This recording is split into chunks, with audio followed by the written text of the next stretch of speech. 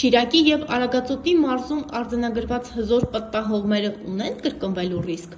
Ապահովագրված է արդյոք Երևանը նման երևույթներից։ Հարցերի պատասխանը փորձել ենք ստանալ հիդրոօթերոթաբանության և մոնիթորինգի կենտրոն ՊՕԱԿ-ի տնօրեն Գագիկ Սուրենյանից։ Քանի որ աշխարհում կա կլիմայի գլոբալ փոփոխություն, մեր հանրապետության տարածքում վերջին 5-6 տարիներին հատկապես 5-6 տարիներին առկա է մթնոլորտի շրջանառության զգալի փոփոխություններ։ Այսինքն մենք ունենում ենք այնպիսի օդային զանգվածներ, այնպիսի օդային հոսանքներ, որոնք այդքան էլ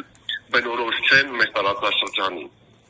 Այսինքն ինչ է նշանակում, ինչպիսի օդային հոսանքներ։ Սովորաբար նման երևույթները ուժեղ պտտահողմեր, տեղատարապանձրևներ, ուժեղ քամիներ պայմանավորված են տարվայի ժամանակահատվածում ծեծովի շրջաններից ցուրտ մթնոլորտային ճակատների անցման հետ։ Ահա այդ պրոցեսները, այդ ցուրտ մթնոլորտային ճակատները որոշակիորեն ակտիվացել են վերջին տարիներին, ինչի արդյունքում մենք հանրապետության մի շարք հատվածներում ունենում ենք այնպիսի մթնոլորտային երևույթներ, որոնք չէի ասի աննախադեպ են, բայց այդքան էլ բնորոշ չեն մեր եղանակակլիմական պայմաններին։ Պարոն Սուրենյան, արդեն իսկ հանրության շրջանում կա մտավախություն,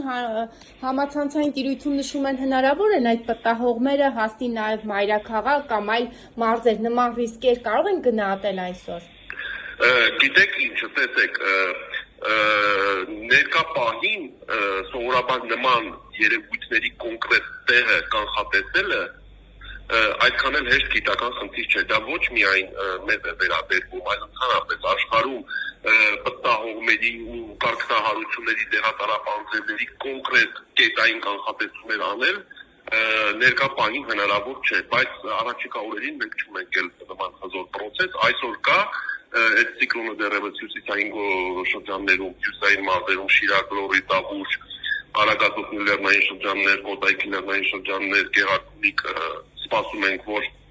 կեսօրից հետո ակտիվանալու է, իսկ վաղվանից սկսած ինքը աստիճանաբար դուրս է գալիս մեր տարածաշրջանից, որ կբերի եղանակի կայունացման գոնե առաջիկա 5 օրերին։ Շատ շնորհակալ եմ, պարոն Սուրենյան, շնորհակալ եմ ձեզ։ Խնդրեմ։